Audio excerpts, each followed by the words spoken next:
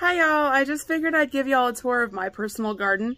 Later on this week, we will go out to the farm and I will give you a tour of that. I live about 3 miles away from it, so that's not hard at all. I just wanted to show you what I'm growing at my house. I've got 2 lime trees and then I've got my lemon tree right here. This is a little bit, checking everything out, seeing what bugs she can find. This is a Meyer lemon, and all 3 of these were actually supposed to be Meyer lemon trees, but of course, you know, they were labeled wrong, and that's fine. I'll make something out of it. Sorry about the mess. We're under some construction right now, so we've got stuff laying out and about everywhere. These are my Sugar Rush peach peppers.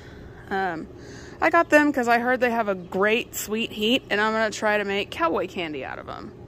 I've got a little one right there. I've got Rutgers tomatoes up here in front, and I've got black cherry tomatoes. They're doing great this year.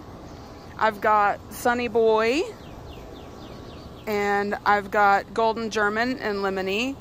This one right here on the end is kind of a mystery tomato because it was randomly sprouting in my flower pot in the kitchen, so I figured I'd plant it, but it's doing really good.